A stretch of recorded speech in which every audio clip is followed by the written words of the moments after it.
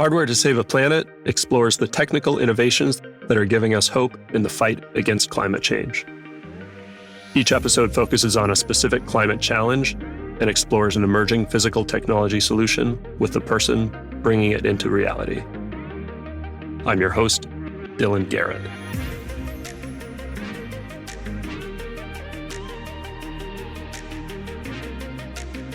Hello and welcome to Hardware to Save a Planet. I'm very excited to be talking with Dr. Josh Silverman today, founder and CEO of Windfall Bio. We're going to be talking about tackling methane. Methane doesn't get nearly as much attention in the climate tech world as carbon dioxide, but it's actually responsible for about 30% of global warming, and it's 80 times more potent than CO2 at trapping heat. Agriculture is the biggest human-caused source of methane, and Josh and his team have found a way to support farmers while reducing their emissions. They do this with methane-eating bacteria and also, of course, some hardware that I'm excited to learn more about. Josh himself is an experienced startup executive and a biochemist with a PhD in biotechnology. He's been working with methane for something like 15 years and has contributed to big problems with science-led innovations throughout his career in things like drug development, clean fuels production, and alternative proteins prior to founding Windfall Bio in 2022. So Josh, it's really an honor to have you on the show. Thanks a lot for joining. Oh, thanks, Dylan. Really appreciate it. So you did your PhD at Stanford, focused on biochemistry, and then it looks like your early career was in the pharma industry.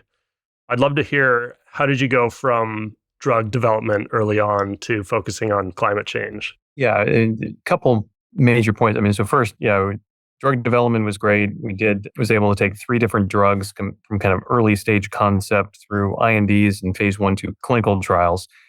And what's interesting, even though the technology platforms worked, the drugs worked in early trials, everything looked great, none of those drugs are on the market today.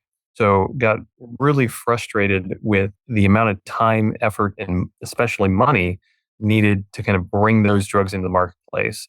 And so I really pivoted into the industrial biotech space specifically because I wanted to create products that could be commercialized within my lifetime and be able to bring things to consumers that had real impacts on their lives and not just drive in returns for investors. And certainly returns for investors are great, but personally just wanted to have a little bit more of an impact. And focused really kind of in the alternative protein space for a while, working on a company, Callista, that is doing large scale production of protein from methane. But at the end of the day, the climate's important, the planet's important, and wanting to have technologies that can sort of directly improve the lives of people and then improve the lives of my children and having them have a place to be. So it really made a lot of sense to focus more on a climate-based technology approach and business model as opposed to just purely going for economic returns after a certain amount of time. Yeah, that's interesting. I looked at Callista and the alternative proteins and thought of it as a climate change kind of focused company. Did you think about it that way as well? Or Oh, sure. Yeah, so it's a climate change. It's a more sustainable form of protein than many other forms of protein on the planet, but it's not sort of directly pulling climate gases out of the atmosphere, right? It's a much longer term strategy approach type of thing. And yeah, the impact is there, but the same with many other types of sort of consumer switching applications, it's going to be challenging to get that to a scale where it can really impact climate all around the world. In contrast, what Windfall is doing is essentially taking methane as direct emissions and preventing it from getting into the atmosphere, as well as actually actively pulling methane out of the air and reducing the warming effects of that on the planet directly. So in terms of, how do we actually have a real impact to climate in an immediate way, that's really where the idea for Windfall came. Mm-hmm. Yeah, it's a much more direct kind of approach to fighting climate change. Yeah, that makes a lot of sense. And at least your first customers with Windfall, but your first customers are farmers. And my understanding is with Callista, some of your customers were farmers as well, right? You were creating feed to support the agriculture industry for feeding livestock and stuff like that. Have there been some things you've learned about the farming industry from Callista that have been helpful in kind of the product market fit for Windfall? Yes, very much so. I think, and I'll say I've also seen a lot of counterexamples being here in Silicon Valley and seeing a lot of software-based startups who are developing solutions for farmers that have just crashed and burned because they don't understand the value proposition of what a farmer really needs and what a farmer really wants. And that's certainly one of the takeaways. So certainly farmers want to be good stewards of the environment. Farmers want to be good for the climate. But at the end of the day, a farmer is still a business, right? And the farmers are going to do what is profitable and what makes economic sense for the farm.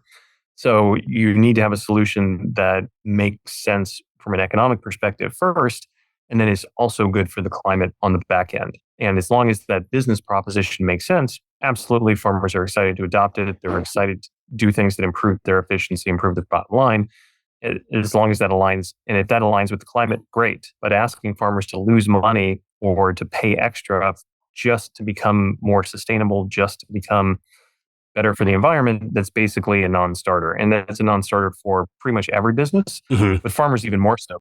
When you think about, a farmer has one, maybe two opportunities to make money every year, right? They've got one, maybe two harvests, depending on what crop they're growing. And if something goes wrong with that, they're not making money until next year. Yeah, if that's your model, you are going to be very risk averse. You're going to be very careful about what are the types of things you're doing, and the amount that you can invest in fancy new technologies is not going to be very much. So making sure we're aligning the incentives there and playing into what farmers need and giving things that actually help them operate on the farm with the added benefit of being good for climate as a secondary consideration. I think that's probably the biggest key learning, if there is one. Right. It can't be a green premium. Right. Yeah. Yeah. And we've been working in this industry and renewables for 15, 20 years. And this idea of the green premium, right? It's been around for a while. And as far as I can tell, it hardly ever gets realized, if ever gets realized. And, at the end of the day, the product has to make sense, has to create economic value in its own if you want it to become successful. And just asking consumers to pay twice as much for something because it's now sustainable, that's proven pretty clearly that it doesn't work. I mean, if you go and you talk to anybody on the street, 80%, 90% of people will tell you, they want more sustainable products. And if this product could be carbon neutral, they would buy the carbon neutral version or the carbon negative version. Everybody wants these products. Everybody wants the supply chain to become more carbon negative. But then you start drilling down, okay, well, how much are you actually willing to spend on that? Are you, with your current purchases today, are you buying the more carbon negative product? And the number goes from 80% who care about sustainability to less than 5% who are actually willing to pay for sustainability. I mean, it's a huge gap. So I think that's really the fundamental learning here is we need to create processes that are economic first, and good for climate has to come second, right? So absolutely, we need things that are good for climate, but that can't be the driver. That isn't the thing that's actually going to drive market adoption. Yeah. And I think it sounds like you've been able to do that with Windfall, make something that benefits the farming business as well as the climate. And I'm excited to hear more about the business model. I first want to actually talk about methane a little bit. And maybe first with just thinking about your background, it looks to me like you've been working with methane back to, I forget what the name of the company was, but 15 years ago, you were making sustainable fuels using methane. And then I think Callista was also using methane to do this feed development. Can you talk a little bit about kind of what is that focus on methane in your career and how does that lead to today? I'm a biochemist by training, so I've always been really interested in biological platforms as ways to kind of replace more synthetic chemistry, industrial chemical, petrochemical type approaches. And because biology is really powerful in making all sorts of really cool, interesting molecules, it just normally doesn't do it at the kind of scales that a petrochemical type process would do. And so in the 2010-ish timeframe, we saw a lot of push towards biofuels, replacement chemicals, things like that. And it was all based on sugar transformation, right? So you feed yeast sugar and they make fatty acids and you can turn those fatty acids into fuels. And the problem when I was looking at this, you see sugar, it's expensive, and then you're turning that into fuel, which is cheap. And economics 101 tells you that's a bad idea, right? And so when we look at these biological systems, like, well, we know we can make all of these really cool, useful molecules. We know we can make them in more sustainable ways. But because of the feedstock that you're using, the thing that you're transforming, it's never going to make economic sense because your starting point is always more expensive than your end. Again, that's a non-starter. And so the question was, well, what are the cheaper feedstocks that you could be using? Because if you can bring that initial cost down, then suddenly it opens up a whole lot of other more sustainable products that you could be making.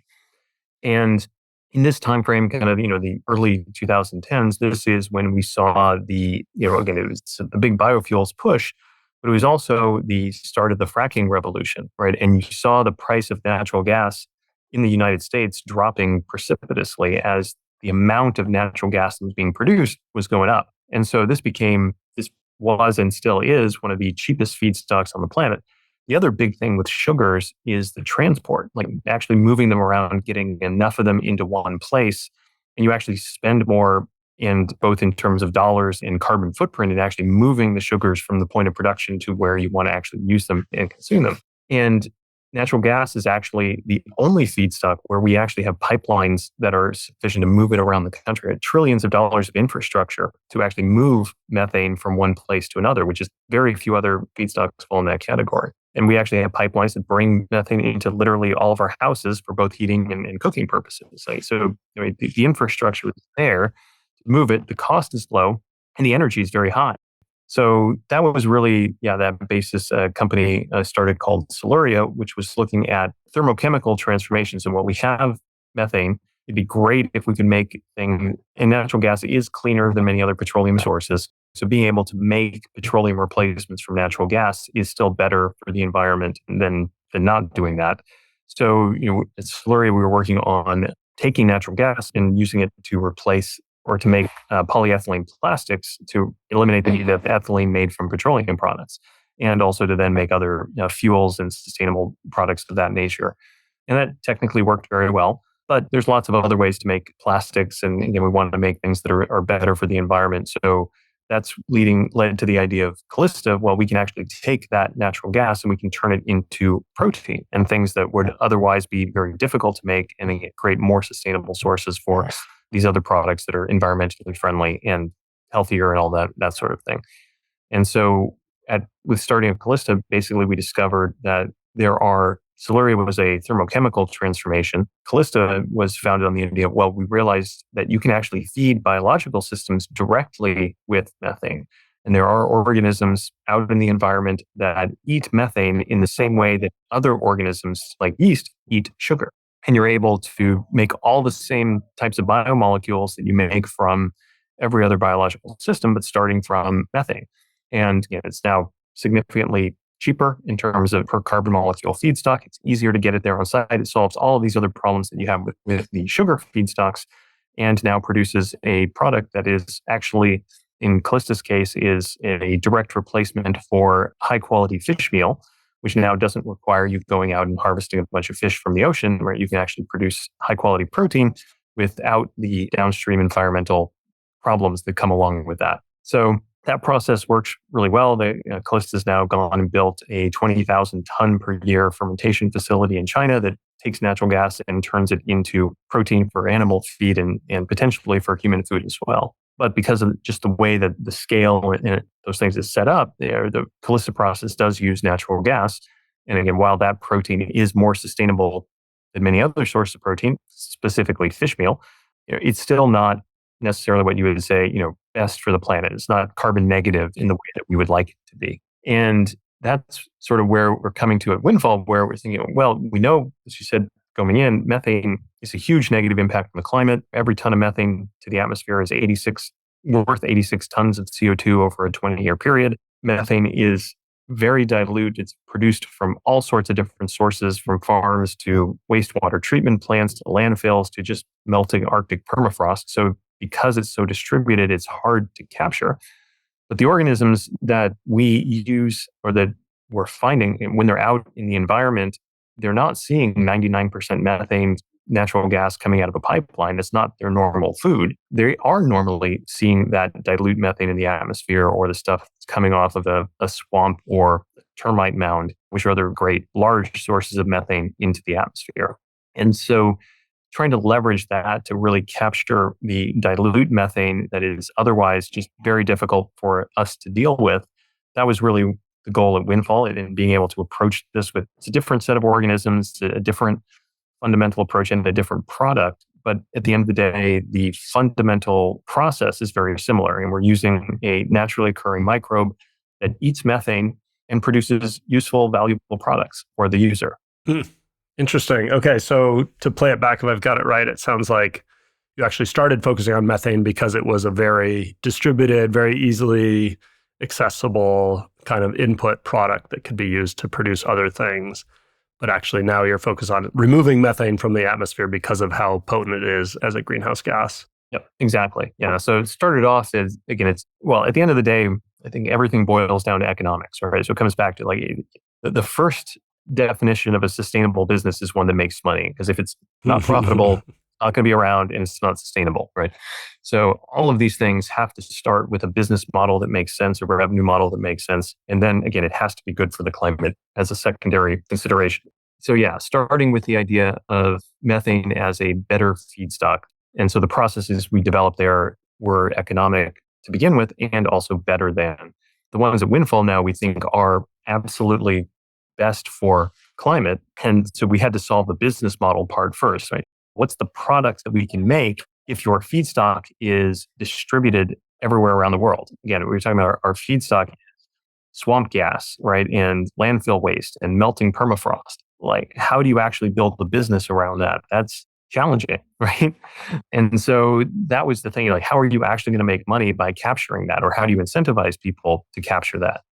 And the realization we came to there is that many of the organisms that eat methane also fix nitrogen, right? So while they are pulling methane out of the air, they are also pulling the nitrogen out of the air and putting that nitrogen into the soil. And it turns out these organisms, this is their natural role in the environment, is they are literally the bottom of the food chain. Nothing else in the world eats methane. It's only these organisms, which we call MEMS, they're the only things that eat methane, and that's the only thing they eat. They don't eat anything besides methane. So they have a very, very narrow role in the ecosystem, and their role is really to feed everything else. So they're eating that methane, they're putting that carbon into the environment. And because again, they can't eat anything else, they have to provide all of the normal biomolecules that they need to survive, which involves fixing nitrogen. So they're using the energy from that methane, they're fixing that nitrogen, and they're putting all of that into the soil that basically feeds. So they survive, but they also feed everything else. And one thing that basically every farmer in the world needs is fertilizer, and fertilizer is primarily nitrogen. And so realizing that we were actually making, as we're consuming this methane, we're producing a product that has use for every small farmer and large farmer in the world, and being able to have that made on site where it can be used, because most of these distributed methane locations are rural, they tend to be near farmland. That seemed to be putting two and two together of linking the consumption of the methane to the production of a useful product in fertilizer. Making that link was the light bulb moment for Windfall. That's the business model. Mm-hmm. That's the solution to how do you make this a viable business model. Got it. Right. Can you say more about how does that work in practice? What do you actually provide to the farmers and what are they paying you for? Yeah, so the core business model is very similar to a seed company. So we sell the live organism, the MEMS, in a dried powdered form that the farmer, the business owner, and whether it's the landfill operator or it's a farmer, it's an oil and gas operator, or it's just somebody who wants to put it out in their backyard.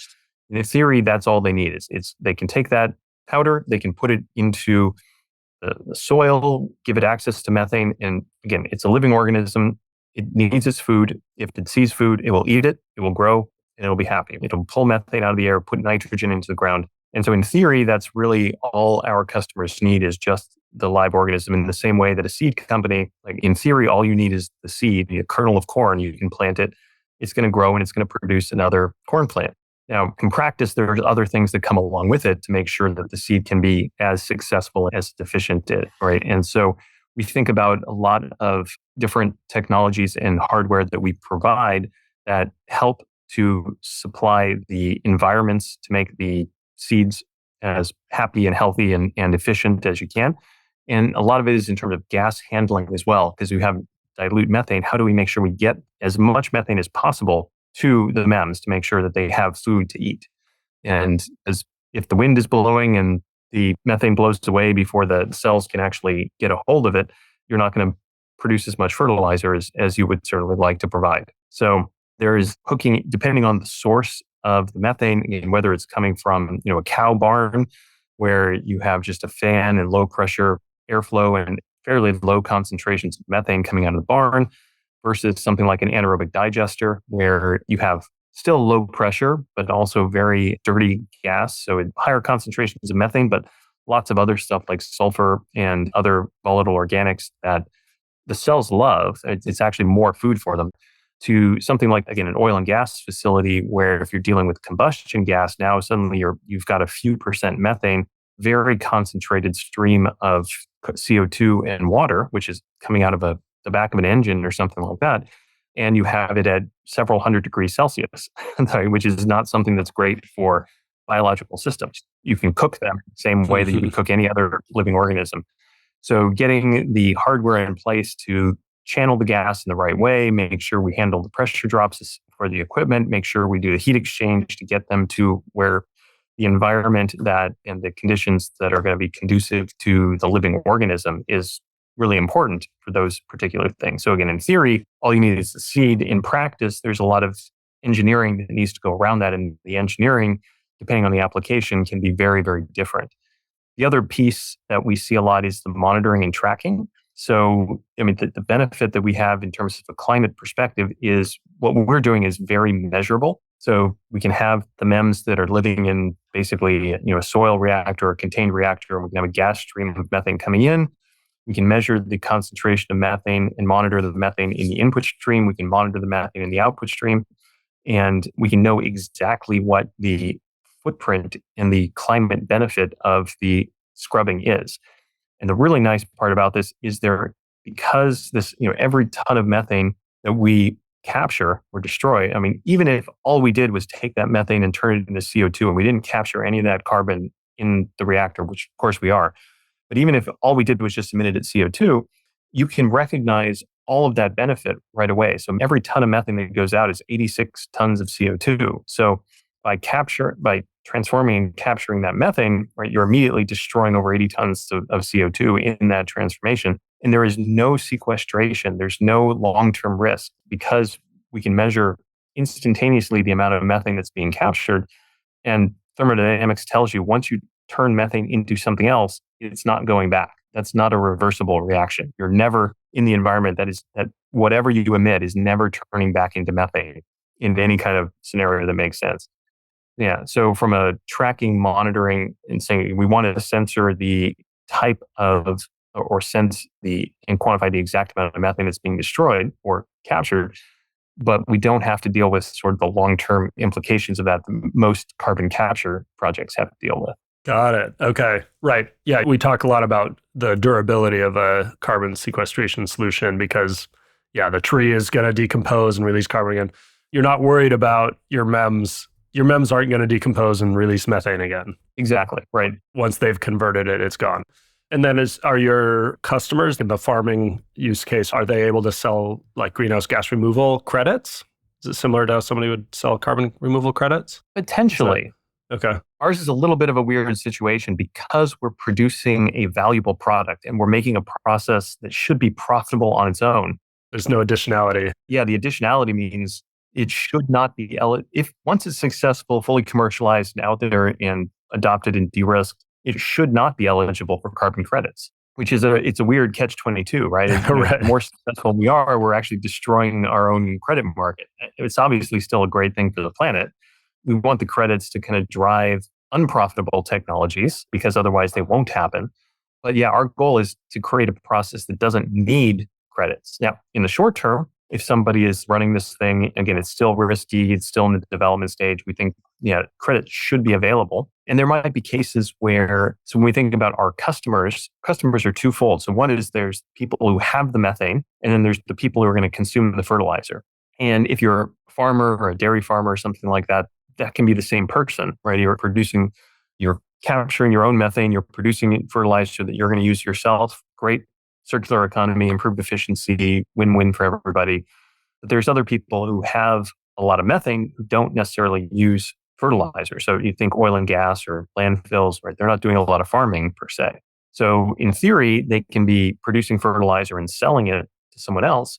But if you're up in the Arctic or something like that and you have a lot of methane, it may not be worth it to transport the fertilizer somewhere else.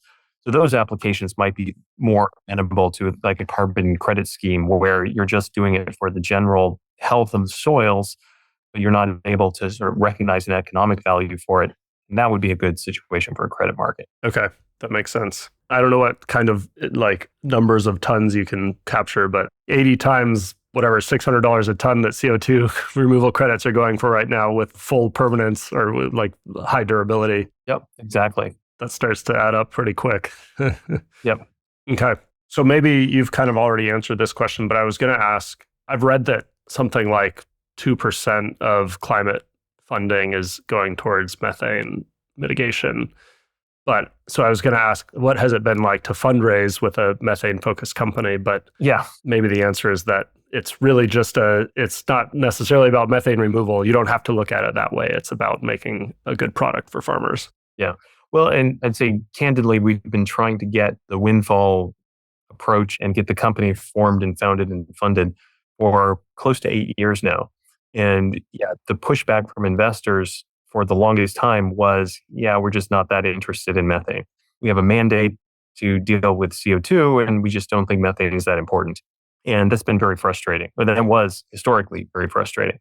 And you see again, yes, we absolutely need to do something about CO2. I'm not arguing that at all. But it really has sucked all the oxygen out of the room, pun intended. And just everybody is focused on CO2 and everyone wants to do something and there hasn't been any room in the discourse for anything else. And I'll say it's not just methane. I mean, nitrous oxide is another huge climate gas associated with fertilizers that gets very, very little attention, very little talk because just all the effort is focused on CO2. And I still have conversations with funders today where they say, well, our mission is to remove carbon from the atmosphere, but we just don't do anything with methane. And even that just completely neglects that methane is carbon, right? And and somehow we've shorthanded it down to carbon dioxide is the only form of carbon that we care about. And therefore, that's the only thing we should be spending any time on. And you end up with this, 98% of climate funding is now going to CO2-based solutions, even though methane's getting 2% of the funding, even though it's at least 30%, depends who you talk to. Sometimes some people will go up to as much as 50% of the actual warming in the atmosphere today is happening from methane. So again, I'm not arguing at all that we shouldn't fund CO2, but absolutely methane solutions deserve more attention. And if you look at the IPCC reports talking about climate change and things like that, every single year, the modeled impact of methane has gotten bigger and bigger and bigger and bigger. So the story has been building. I think people are starting to realize, and hopefully we're starting to move to an idea where methane-based strategies will start to become more accepted. And people will start looking at this as something that should sit side by side with other types of solutions. And I think like this is a big problem. There's lots of different ways to capture methane. We're all for more companies coming into the space. We need more and more shots on goal and different approaches and different ways of looking at it. Because again, methane is very diverse. It comes from lots of different places. So it's not going to be a one size fits all. So this is my soapbox, right? I'm here to tell anyone who's thinking of investing in the space, like absolutely, there's room for many methane solutions to be successful here. And they should be looking at other methane companies as well and really trying to bring more strategies to the table. Yeah.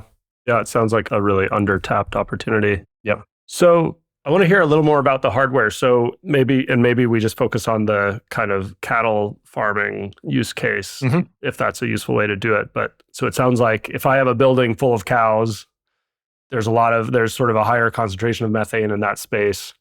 And so then do you install some custom piece of equipment that goes and takes airflow from that and concentrates it on the MEMS, or how does that work? Yeah, we can. So it depends a lot. We try to do as much as we can to fit into the existing hardware on site.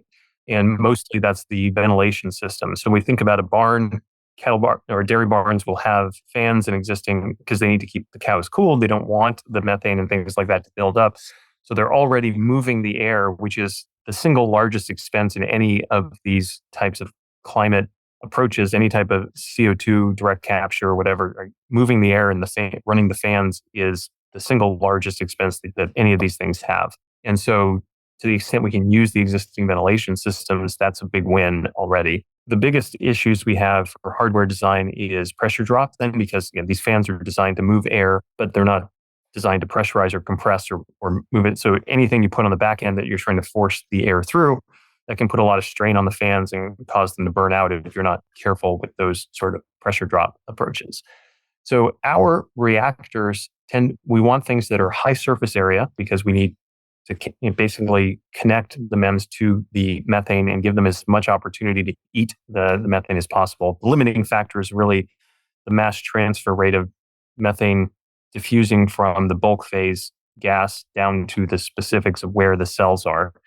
So we need high surface area reactors that are also very, very cheap because again, you're going to take this stuff and bury it in the dirt at the end of the day. So you don't want something that's going to be expensive and it's going to be hard to deal with. So the one thing that cows emit on one end is methane. The other end is manure, right? And they produce a lot of manure. And so those dairies, again, are ventilating the barns to get that stream of methane, but they're also collecting the manure, flushing the manure out, separating the solids from the liquids. The liquids end up going into the lagoons where they'll sit there and off-gas methane as well. So that's a second source of methane on-site at the barn or at the farm. But the solids are then collected and piled up as compost and then used eventually as fertilizer to grow alfalfa or other feeds for the cattle, right? So the farms are already fairly circular and good at collecting waste. Just the one thing they're not collecting is the methane that is leaving. So what we're trying to do in those cases is actually close the loop there and connect those dots. And so we can actually use the compost as a high surface area reactor system. And it's a perfect home for the MEMS, which normally like to live in the dirt. And compost is basically just kind of upcycled dirt, right? So the systems that we put in place in those cases are based on what's known as aerated static pile, I'll say quote unquote technology. But the idea here is to be as cheap and non-invasive as possible. So in this case, it's essentially PVC pipe with holes drilled in it, as we can say is the simple version. Uh-huh. And what happens then is we have the farmers then pile their compost on top of these aerated static pile versions. And we essentially blow the air from underneath. So it trickles out through the compost pile. You get very high exposure. And we put the MEMS into the compost before they're put on there. And then you get very high exposure, good residence time. The MEMS see all of that methane. They're also getting a lot of oxygen, which they need oxygen to survive. And compost piles also need a lot of oxygen. So it's a win-win. And basically, the farmers can also save money by no longer having to turn the compost every couple of days because now you're aerating the compost directly. So again, the biggest challenge here is connecting the fans from the barn or from a covered manure lagoon, making sure we handle the pressure drop because you're piping it underneath a bunch of compost. And then we just let it sit there for a month-ish, right? And the MEMS they get that methane, they eat it, they put all that carbon and nitrogen directly into the compost pile. And then when it's done, its composting process, the farmer just picks that up, takes it and spreads it on the field like they were going to anyway. But then they buy less synthetic fertilizer and ammonia because now they can measure exactly how much nitrogen is in the compost post incubation with the methane. And now they just add less ammonia because they only need a certain amount of tonnage of fertilizer per acre, per hectare, however they're doing it. So that type of aeration system, it's really about, again, connecting the existing infrastructure to make sure we get as much exposure of the MEMS to the methane as possible. So cool. I do love simple hardware solutions like that. Yes.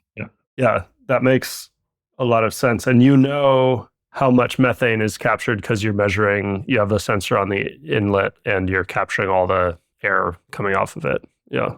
Yep. So we can put the sensor on the input so we know exactly how much methane is going in. We have flow meters, so we know exactly how much air is coming in at any given time point. We can do, you can put a tarp over the whole compost pile and measure the gas coming out to be sure, or you can just take individual representative samples of the gas flow coming out to see how much methane is coming out on a unit basis. And then we can also measure the carbon and nitrogen content of the compost post-incubation. And nitrogen doesn't come from nowhere, right? So we know, because we know what the rates of nitrogen capture are, we know what the efficiency is, we can back calculate from how much nitrogen did the compost actually have to say exactly how much methane it must have captured. And then we can use that to essentially sanity check the error measurements and make sure everything is, we can fully close that mass balance. The really good part about this, it aligns the incentive. Like so many of if it's a pure carbon credit story, we get a lot of questions of, well, how do you know these people are setting it up in the right way, and they're not going to just mess with the sensors and game the system, right? Because that happens in a lot of other types of solutions. Here, the value for the farmer, they're getting paid on the fertilizer value. So if they don't hook it up in the right way, if they don't provide the methane, they don't get any nitrogen. They're not getting the value. Yeah. Right. They're not going to get the value for it. So there's an inherent incentive for the farmer to be as efficient as possible, to enclose the barn as much as possible, to keep the cows indoors as much as possible, all of that so that the methane actually gets to the pile and they capture the nitrogen. And it's not a this works or this doesn't work. It's very much a gradation, right? Every molecule of methane that the MEMS see, they turn into nitrogen. So the more molecules you give them, the more nitrogen you get out of it. So the farmer's incentivized to make it more and more efficient, to push more and more methane and capture it from more and more sources, because they're getting more value out of the same deployment. And once they've got it in place and they start producing, the incentive is there to do more and more and more and make it better. And there's no incentive to cheat, because if they cheat, they're just going to get less nitrogen, which means they get less value. Right? Cool. I love it. Is there anything else about the hardware technology we should talk about that we didn't cover? There are many other ways that we can think about the hardware. There are certainly other applications where if you have a much more concentrated methane, say like out of an anaerobic digester, in those cases, we don't really think about compost so much. We want to make more concentrated sources of nitrogen. So in those cases, instead of growing the cells on compost, which we're then, again, just going to stick in the dirt, we can grow it on plastic beads or ceramic pellets, or a solid substrate. Cells will grow on the surface of that. And for those reactors, we think about this as a kind of a trickle bed reactor. So because we want to keep them moist, but we want to keep high exposure to air. And so those reactors, we actually have the gas coming in from the bottom, water coming from the top, and you have this sort of bed of ceramic pellets that is static. So the water's trickling down, the gas is going up. So you've got some water, some air, but very high surface areas, and you can get very concentrated material growing in biofilms on the surface of these pellets. And then periodically, the farmer can come, or the operator can come, pull out, basically shovel out some of these pellets, hose them down. You get the nitrogen as a slurry, which can be then dried or could be sprayed on the field, and the pellets can go back in the reactor and reset. So that type of solution works well for the more contained sources, or something that requires a more static operation, like you're talking about oil and gas, where we need temperature control and temperature change. So that's a slightly different format. And then on the other extreme side, we have very dilute methane, even less than you would find in a cattle barn or something like that. There, we're actually looking at technologies that look like hanging curtains. So you can, again, the big thing we care about is surface area. Like if you have dilute gas in a big volume, you've got to find a way to get very high surface area, because you don't have a lot of molecules per unit volume. So you got to be able to get as much gas as possible in contact with the MEMS.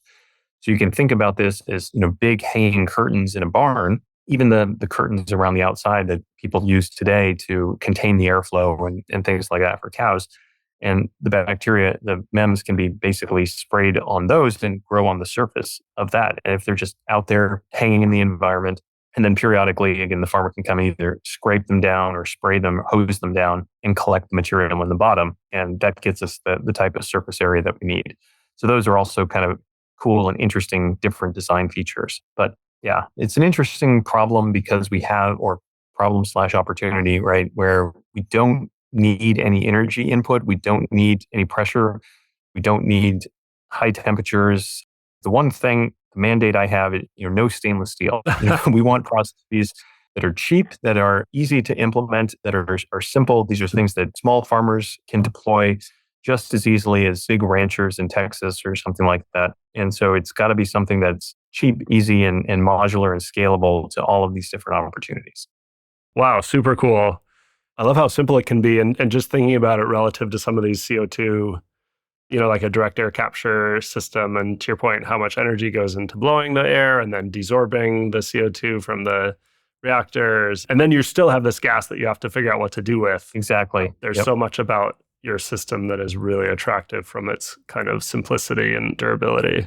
Yeah, the big case for me is scalability. If you want something that's going to address climate change, it has to be able to scale to trillions of cubic meters, right? And so basically, if your cost is anything non-zero, right? And then you multiply by a trillion, you get to numbers that are crazy really quickly. It's just a non-starter. So this is where, just from a fundamental standpoint, why I think biology is the right solution. And even when we think about carbon dioxide capture, biology is still the gold standard for CO2 capture. Right? When you think the single largest source of voluntary carbon credits or even compliance carbon credits today is still planting trees. And the reason is because you think, what's the capex of a tree? What's the opex of a tree? Right? You plant the tree, it grows, it takes care of itself. If it's growing, it's capturing CO2, and the output is more trees, right? It reproduces itself. And so biology scales horizontally compared to how chemical engineers are always trying to intensify. And so like the other comparison is like, how do you intensify a tree? When you think about like, how do we do tree? We don't think about an 800 degrees Celsius, 10 atmosphere pressure tree. Like that's crazy, right? You plant a lot more trees, right? And you get a big surface area. And each one is very slow, but because they're cheap, they're self-sustaining, and they go over very high surface areas, you get to really intensive processes in a way that makes sense and is sustainable, for lack of a better word. And so that idea of biology and climate together, and because we need things that scale cheaply, effectively, and with very large surface areas. But obviously, we know trees work, we know plants work. We're just out of space for the trees and the plants that we have. But it turns out by these organisms in the soil, that's something we haven't really been leveraging and is an opportunity. Yeah, I love that way of thinking about it. Thinking about that scale, what do you have a vision in your mind about what kind of scale Windfall Bio will get to, and what sort of time frame is that? I mean, yeah, we expect to be scaling very quickly. And many of the customers we talk to, they're not interested in organic growth. They're interested in step change growth, right? And talking to dairy brands that have thousands of dairies under their umbrella, they don't want to sell 5% of their products as low methane and healthy and sustainable, et cetera. They want 100%. And once it works, again, this is the benefit of an inherently profitable process. If it really makes money for the farmers to be doing it, there's no reason why every farmer shouldn't be switching over tomorrow, right? There is no adoption curve. There's no change. There's no convincing. There's no outside funding agency that needs to approve. Literally every single farmer in the dairy network can turn the switch tomorrow and be capturing their methane and going on. So in our view, this is not something that's going to be sort of a 10%, 20% year-on-year growth. It's going to be 0% for a while, and then it's going to flip the switch and be 100% adoption. So that's something that we're dealing with in our own back end. We still have to provide seeds to all these people. So we need to get our production process up and running. We need to get our supply chain and logistics ready, because our expectation is it is going to be kind of an all or nothing scenario. In theory, if this goes well, we're going to have a lot of people who want a lot of material in a very short amount of time. So that's certainly our challenge to be able to mitigate that, because we could become victims of our own success. We create a lot of demand and excitement, and then we actually can't supply people. We run the risk of destroying the market that we're creating, right? So yeah, without getting into too many details, I was curious about that. Are you producing these MEMS in a kind of a factory setting? Our goal is to do it using contract manufacturing. So these are microorganisms like a yeast, and there are large installed capacity and manufacturing capacity for yeast growth, which is a lot of that is making ethanol and beer and that sort of things. So we know how to grow a lot of yeast, and there are places all around the world that you can grow those. So our goal is to be able to basically just drop into those existing fermentation facilities and be able to use that so that we can just rent space and make our material. There's some work that needs to be done to really validate that that's possible. So it's not a guarantee, but that's, in theory, that should be very possible. So if we don't have to actually go and build our own facilities, that also speeds up our approach into the marketplace and allows us to find facilities all around the world that we can now produce the seeds that then and each seed then it enables 100 different farmers to be able to grow. So again, creating that backbone through a contract manufacturing network, I think will allow us to scale a lot faster. Yeah, that's good to have a resilient supply chain like that. Yep. So I have 3 more questions for you. The first is, how optimistic or pessimistic are you about the future of the planet, and why? I'm optimistic because I think there are lots of cool solutions that we haven't gotten to yet. So we're seeing cool new technologies every day that come to the fore. So I'm optimistic that we will solve this problem in the same way that we've solved many other challenges for the species over the last thousands of years. I'll take it. Who is one other person or company doing something to impact climate change that's inspiring you? I think to me, the most inspiring is Bill Gates. Obviously, he's really out there on the front lines. In particular, is actually looking at methane-related solutions. He's one of the few large funders out there who is doing that. And he's definitely, one, putting his money where his mouth is, and two, really thinking very creatively and out of the box and not necessarily just going along with what everyone else is doing. Yeah. What advice do you have for someone not working in climate today who wants to do something to help? That's an interesting question. So personally, we see a lot of talk in the media about personal responsibility, personal carbon footprint, and people changing their practice, go vegan, that sort of thing. I'm not in favor of that. And I think this is not an individual action problem, right? This is not something that, a single person's choices is going to have any type of large scale input. This is a collective action, industry-wide problem. And it shouldn't be the consumer's choice responsibility to go out and choose to buy a lower carbon product versus not. Again, it's not their responsibility to pay more for one product versus not. It's the industry's responsibility. They're the one that actually have the control and the process for how the process is actually run.